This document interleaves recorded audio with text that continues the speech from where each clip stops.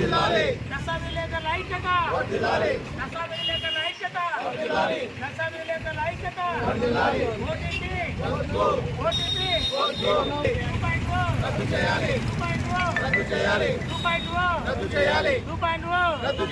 నశా విలేకరుల ఐక్యత, నశా విలేకరుల ఐక్యత.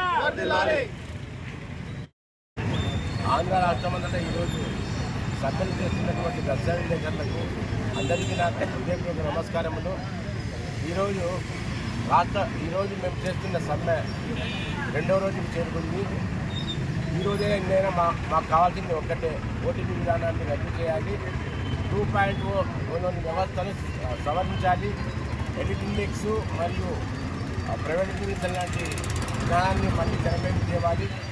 అది అన్ని విధంగా అనేక సమస్యలు ఉన్నాయి. ఆ సమస్యలన్నీ ప్రభుత్వం పరిష్కరించాలని మేము డిమాండ్ చేస్తూ నిన్నటి నుంచి సమ్మె ప్రారంభించి 2వ రోజు సమ్మె చేస్తున్నాము.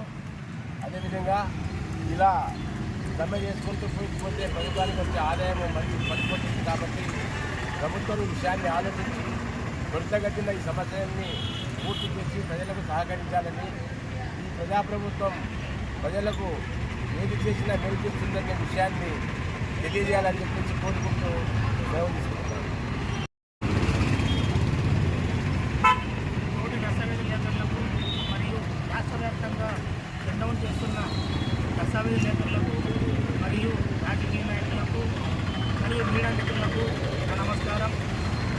నేను చేస్తున్న ఈ 2వ రోజు కార్యక్రమాన్ని ప్రభుత్వం దృష్టికి తీసుకెళ్లే ఒక సత్తా ఉంది అంటే అది కేవలం మీడియాకు మాత్రమే. కాబట్టి దయచేసి మేము చేస్తున్న ఈ శ్రమ వృధా కాకుండా మీరు కష్టపడి ఏదో ఒక విధంగా గవర్నమెంట్కు చేర్చాలని నాకు కోరిక. ప్లస్ ఇంకొకటి ఏంటంటే, మేము ఇక్కడ ఎన్ని చేస్తున్నా కూడా ఎంతోమందితో ప్రభుత్వ అధికారులతో వాళ్ళతో అందరితోనూ డిస్కస్ చేసిన తర్వాతనే ఈ నిర్ణయానికి వచ్చాము. ఎందుకంటే వాళ్ళ దగ్గర నుంచి మాకు సరైన సమాధానం లేదు, సరైన ఇది లేదు. కాబట్టి మేము ఈ 2వ కార్యక్రమాన్ని చేయాల్సి వచ్చింది.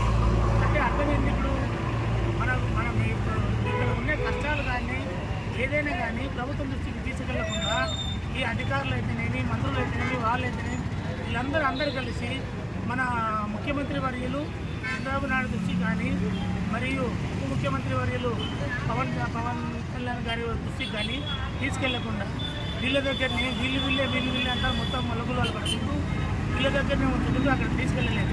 కాబట్టి ఇప్పుడు కనీసం మీరైనా మన మీడియా మిత్రులు దయచేసి మా మీద దయ ఉంచి మీరు మేము చేస్తున్న ఈ శ్రమను ప్రభుత్వం దృష్టికి తీసుకెళ్లాలని మీడియా సముఖంగా నేను కోరుతున్నాను.